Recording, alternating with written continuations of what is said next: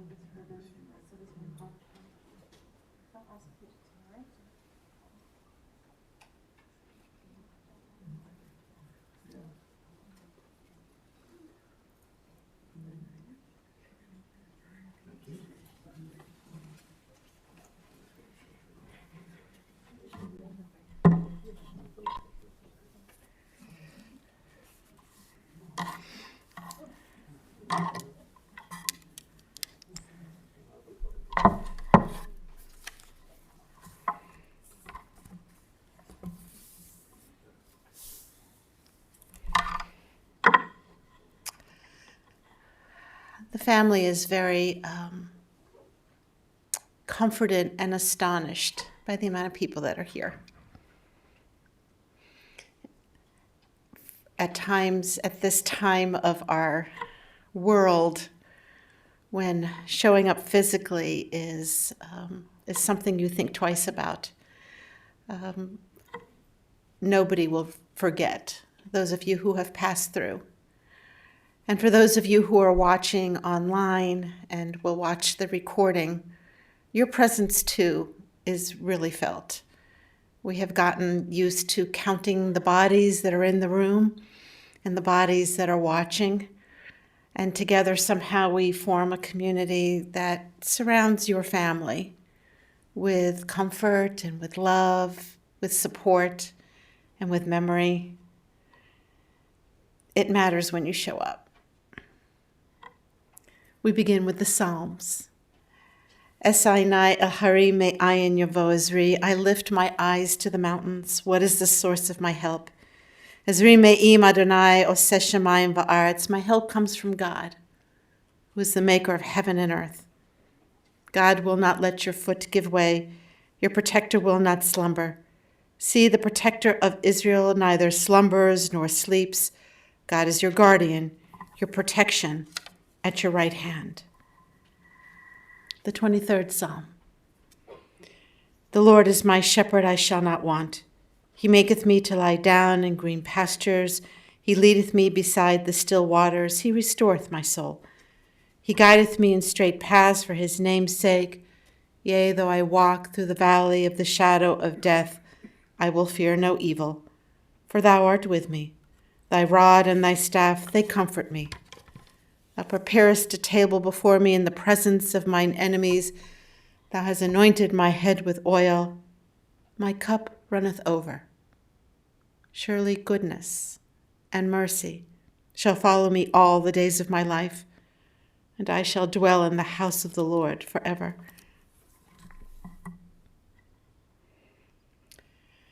In the rising of the sun and its going down, we will remember him.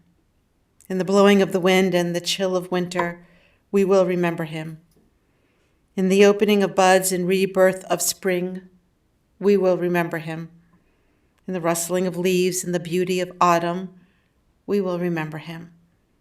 In the beginning of the year and when it ends, we will remember him. When you are weary and in need of strength, you will remember him. And when you are lost and sick at heart, you will remember him. When you have joys you yearn to share, you will remember him. As long as we live, he too shall live, always in our hearts and our memories. In the book of Job, we say, Adonai natan v'Adonai lakach yehi shem Adonai mevarach, which means God has given, God has taken away. Blessed be the name of God. We're an ancient people. In fact, today is International Holocaust Memorial Day, and so we know, he knew, that we are well acquainted with grief and the valley of sorrows, and death is something that we've had to deal with as a people. It was very powerful that he had military escort until we started the service and once again at the cemetery. And this is what the centuries have taught us, that a good name endures beyond the grave. He had a good name. So we say with Job, Adonai natan, God, you gave us a loved one and he will never be forgotten. For all that was good and enduring in his life, we offer the greatest and deepest gratitude of our hearts. Adonai lakach, and God, you've taken away, for he was a warrior and fought to the last breath. We pray for strength so that our broken hearts can turn into an altar of trust. Yehi Shem Adonai mevarach. Blessed be the name of God.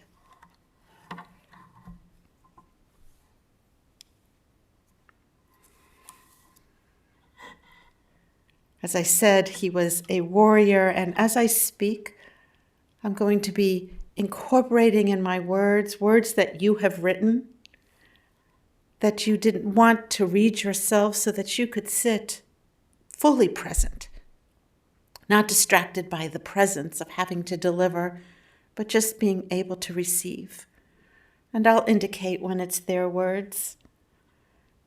But actually, it's all your words, because we had a beautiful, beautiful time sitting together, telling stories and remembering and thinking. And when I was thinking about his service in the Army, staff sergeant at 19, leading 600 men into an aircraft carrier at 19 years old, that this was actually part of his personality, not just something he did as part of the war effort, but that fighter spirit, that Marine, that can-do attitude was part of who he was. You know, at some point, anti-Semitism took over, as so many of us had experienced, and he was stripped of his ranks. How powerful is it now that he's being honored with full military honors? It is a very powerful thing to say.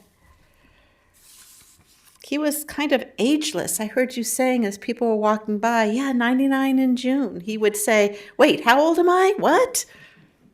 Surgery, what did you tell me, 97? He got up on Thursday morning and had chocolate ice cream. Took his last breath on Saturday. And he knew you were there. And he heard everything. And he was present during the whole time.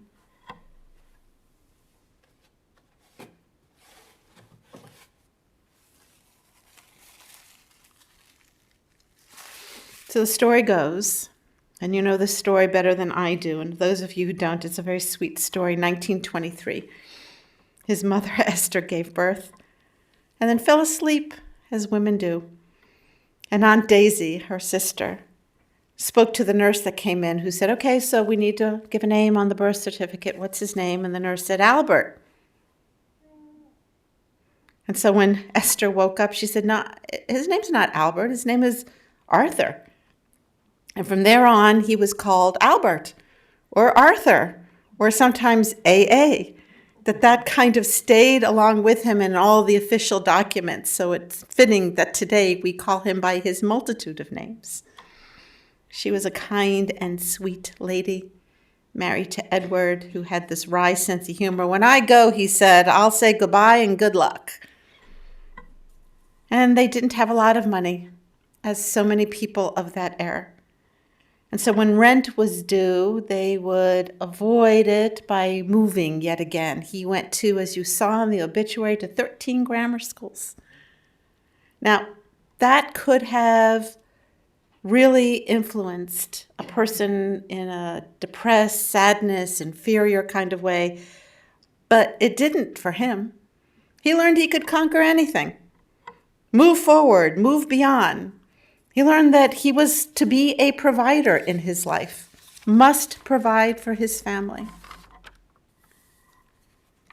David wanted me to share these thoughts.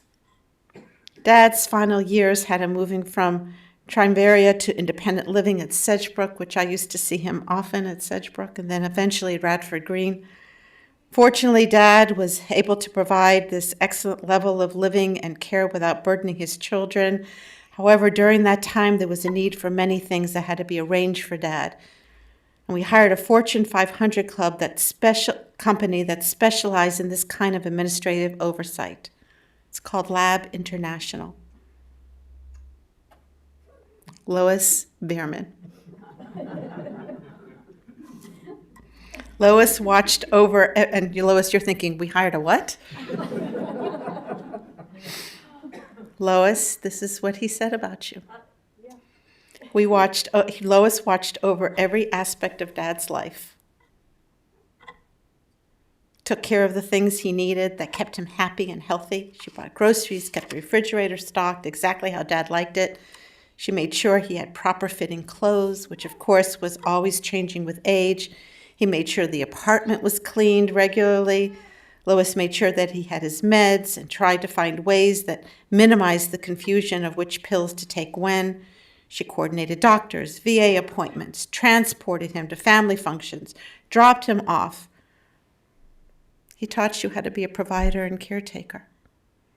And we're never sure as parents if the children will step up. And you did. Lois's attention to detail kept all the family informed, and current on Dad's well-being. She was the single contact for all things Dad. She always made sure that she talked with me regularly, and together you made decisions as a team. So, he says to you, I would like to thank Lois for all that she has done for Mom and Dad. We are so grateful for who you are, and you should know how important you are to all of us. This was a man without pretense. He just was who he was, an open book, respected everybody, treated all equally. It was important to even know who they were and know their name. He was a ham radio operator. He had so many networks that I think you told me it took 4 days to contact everyone to tell them of his passing. And as we said, highly adaptable. I guess from learning from a young age, you just kind of move. It is what it is. It was what it was. You should adapt. And he and his wife totally did that. Everything had a place. He was organized. You remember seeing that pegboard behind every tool, put back things where they come from. And as you showed me when we were on the phone and you wrote here that money game that everybody liked, everybody here play, I see people nodding, where he would put coins in his hands and they would make noise and he'd say, so tell me, how much do I have? And you would guess, and he would take out the quarter and then round up to the dime so that you were right, and he could hand that over, and that passed from generation to generation. That kind of was one of his things. Fearless and kind at the same time. Once he went into a building, had to go out of the building, and there was a whole crew of motorcycle riders. Back in the day when you saw all those Harleys pull up, you weren't quite sure they were all the friendly kind. True to his Marine self, instead of going around, he went straight through the bikers, made friends. And in fact, I think I heard that you also ride. Melissa, in part, wrote this on her Facebook page, and before I read to it, that story that you told about the wedding at that Passover Seder, there was a fifth question, and he opened up the fifth question, and the fifth question was, will you be the first to walk me down the aisle? Can you imagine? Granddaughter creating a separate aisle so that her grandfather can walk her down. What an honor. You write, the world lost one of the most amazing people yesterday. He went by Zadie, grandpa, dad, brother, uncle, cousin, friend. When I sit down to think about my grandpa and reflect on our memories, there is not one bad thing that comes to mind. He was simply the best of the best. They do not make people like him anymore. I never heard him speak horribly of people, and he always had a positive outlook on life. He was the most selfless man I had ever known. Am I devastated by this huge loss? Absolutely. But my gratitude is bigger. I am so fortunate to have 41 years with him, grateful for all he was able to be in my life, and most importantly, beyond grateful that he got to know Desi and Lyla. Shanna, you continue the same thoughts in which you expressed yesterday and partly on your Facebook post. I can't think about how small the world feels with the loss of my grandfather. He was so influential, so admired by many. My grandfather taught me to love and to believe in myself. He taught me to respect myself first if I want others to respect me. An incredible lesson. He showed me how to be a loving spouse and how to cherish family. I will miss him more than I can ever imagine. Grandpa, I love you. Love yourself, he told everybody. See the beauty inside of yourself, he told everybody. In some ways, that's the difference between people in this world. Those who actually grow up with that lesson and those who kind of don't. And you did. That you're beautiful and loving as you are. Just be true to yourself. Adapt, be fearless, be kind. He was your hero. He was your protector. He offered advice calmly. Write down the pros and the cons, he would say. And if that didn't work, mark a date on the calendar. And when that date comes, deal with it. Enough is enough. Are you happy? Do you need anything? Are you okay?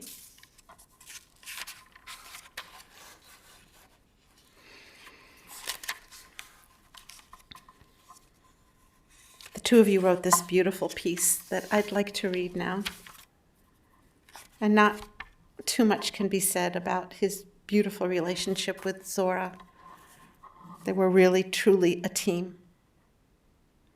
Loving tribute to our dad, Artie, the life of the party, David and Lois, also known as a work of art. Very clever. Our father, even at 98 years old, had so many amazing qualities, ranging from fearless to determined, fair-minded, kind, generous, to street smart, to loving, and to finally to being successful at living at his best life. We considered him our hero. That children can rise up and say that, what a blessing. He survived and thrived at every turn, from his youth to his declining mature age. When we think of what we admire most about this man, it would have to be his genuine goodness. A good man rises above a poor, difficult upbringing during the Depression that started in 1925 when he was 5, going on 6, and never complains. Our father did that. A good man is loyal to his parents and younger brother and finds ways to make money to help them, even enlisting in the Marines to fight in the frightening circumstances of World War II so he could send money home. Our father did that. A good man tells his close friend that if he cannot get past second base with a certain woman, their words, that he would show him how it should be done. Thank goodness for this good man, won her over and then married her, our beautiful mother. Our father did that and even remained friends with this buddy. A good man figures out how to turn his street smarts into learning, how to manage his money so he could provide for his wife, children, parents, in-laws, and countless friends in need. Our father did that and never asked for anything in return. A good man is one who uses his amateur radio hobby to connect worried parents with their children during the Vietnam War, giving them a few precious moments to talk with their loved ones. Our father did that. A good man encourages his children as they approach their college, career, life choices.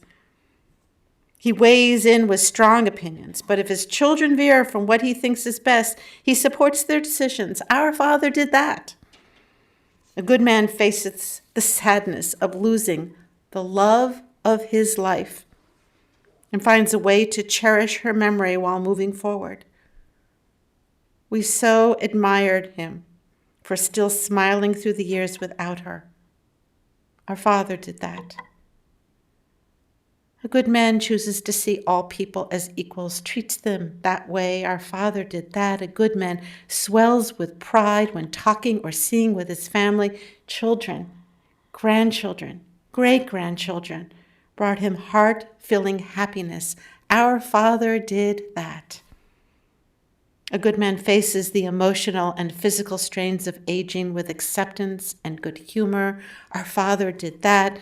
A good man is a teacher by example who lives his life to the best of his abilities. Our father did that for 98 years. We will always love you and honor you, Dad. You will forever be our hero.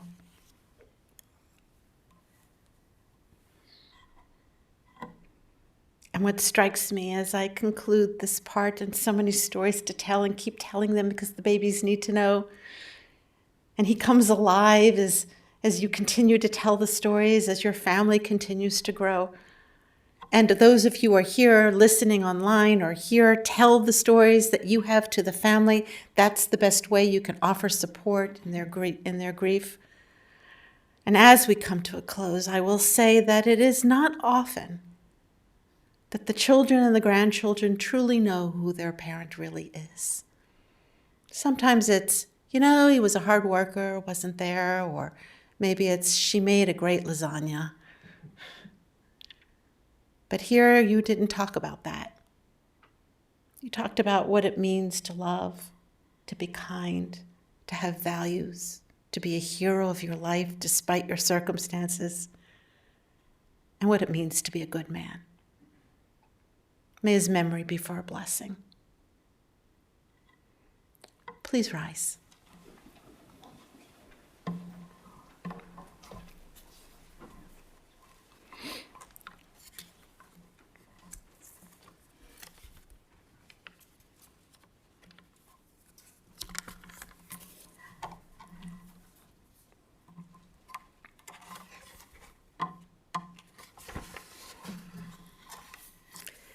El Malay Rachamim, Shochem Baromim, Hamatzeh Menucho, Nechona, Tachat Kanfei Shechina, Im Kedoshim Tohorim Kezor Harakia, Masirim et Nishmat Art Bierman Shalach L'olamo, Bal harachamim yisdera b'seter kanafav lo lamim v'yitzor b'tzor chaim et nishmato. Adonai hu nachlato, v'yanuch b'shalom amishkavo v'nomar amen. Compassionate God, eternal spirit of the universe, grant perfect rest in your sheltering presence to Art, for he has entered eternity.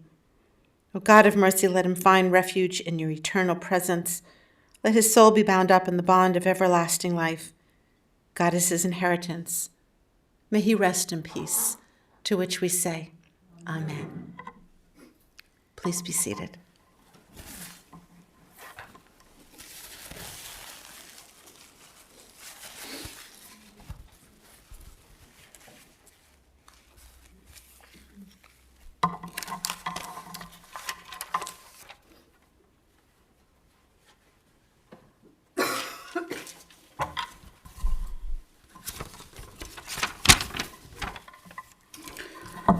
Friends, those of you who are present, those of you who are online, this concludes the service here at our chapel.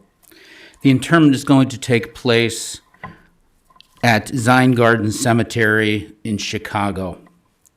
Please note that the family has asked that memorial contributions be made to Congregation BJBE and the Jewish War Veterans. That information is under memorial contributions on your folder, and for those of you who are on the live stream, the many of you who are on the live stream, that information is available on our website. For those of you who are going to be going in procession with the family to the cemetery, please make sure that you obtain an orange funeral safety sticker. That sticker should be placed in the front passenger side of your windshield. We would also ask that you have on your bright headlights and flashing hazard lights at all times. For an additional measure of safety, our staff will be placing magnetic flags on the top of the vehicles that'll be going to the procession. As we drive in procession today, please drive as closely as possible to the car in front of you and as safety permits. We want to avoid any large spaces or gaps in the procession, particularly as we go through the intersections. In a moment, I'm going to call up the following pallbearers: Michael Dobkin, Lisa Hill, Merle Gleeson, David Weiser, Thomas Popovich, Jonathan Gordon. At this time, I'm going to ask everyone to please rise as Mr. Bierman, his family, and Rabbi Kadar are escorted from the chapel, and I would ask the pallbearers to please step forward.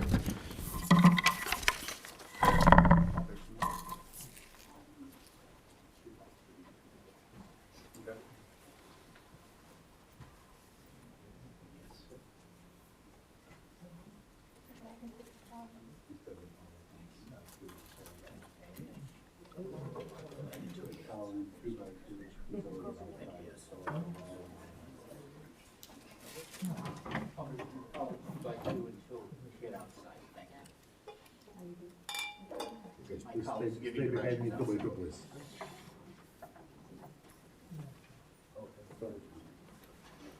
You're here with me. Yeah. It's good.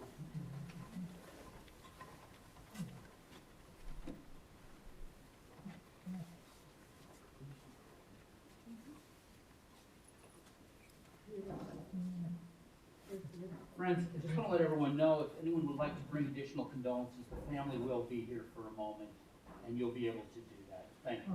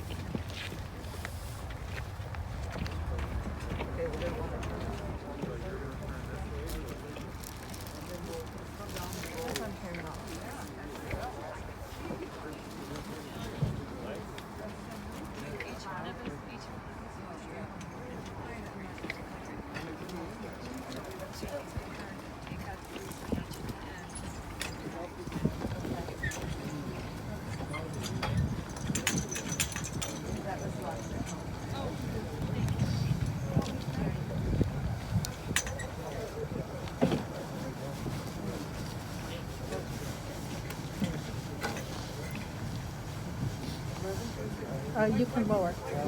Thank you.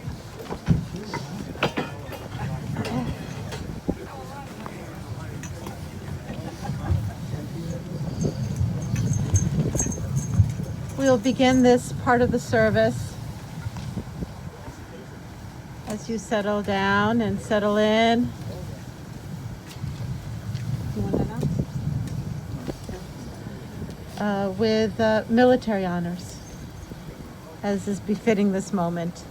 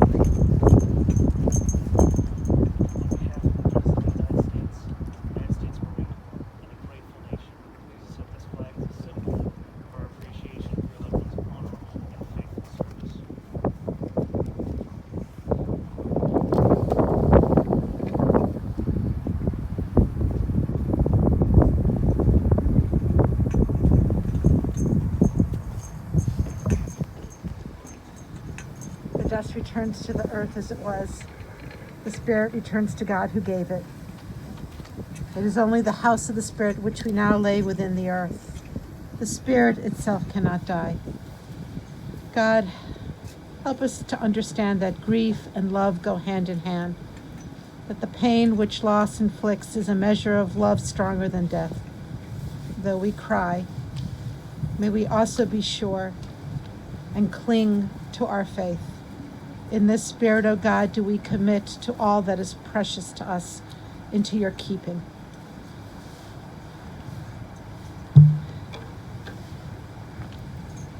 As the cemetery prepares to place the cover, we take this moment to offer ourselves a private prayer.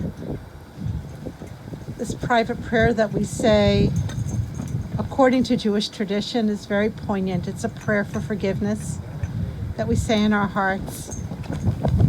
We imagine us saying to him, I'm sorry.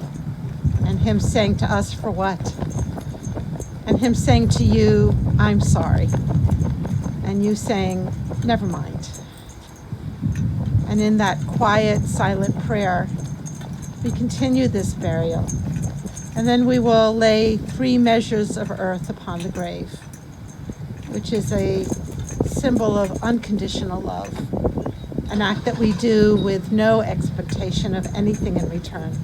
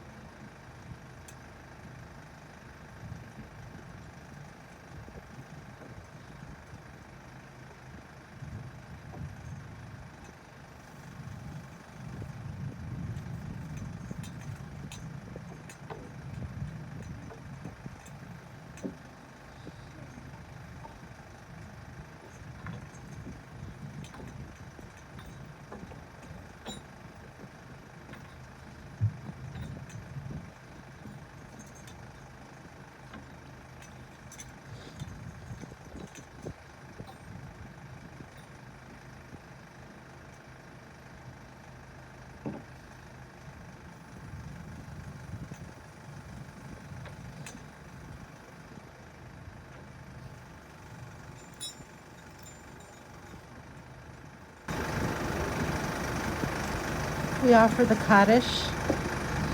Please rise.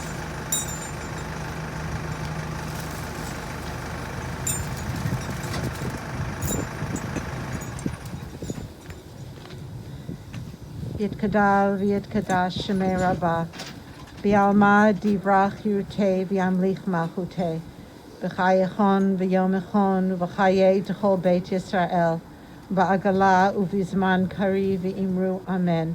Yehei shmei Rabbah mivorach le'olam ol amei almaya, Yitbarach v'yishtabach v'yitpa'ar v'yitroman v'yitnaseh, v'yitadar v'yitalev v'yithalal shemei d'kudashah brichu, Le'ela min kol birchata v'shirata, tushbachata v'nechamata, da'amiran bi'alma v'imru amen. Yehi shlama rabba min shemaya, v'chaim aleinu v'al kol Yisrael v'imru amen. Oseh shalom bimromav, hu yaseh shalom, aleinu v'al kol Yisrael v'imru amen. Go your way, for God has called you. Go your way, and may God be with you. May your righteousness go before you, and the glory of God receive you. As you come forward to participate in the burial, I'll be putting earth from the land of Israel into the grave. To me, it represents the eternity and the holiness of this moment. Please be careful around the grave.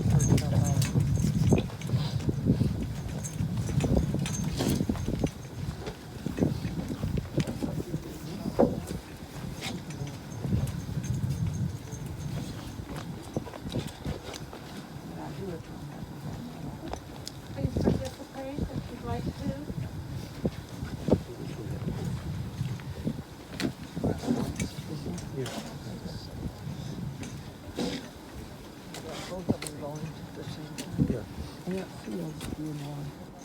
Aunt Field's funeral, 1975, last week. And the snow was above my boots. I'll never forget it. The snow was high there. Seal, you mean Seal Cowan or Seal? Cowan. Yes. Yeah. Seal Bench is here. She's very good.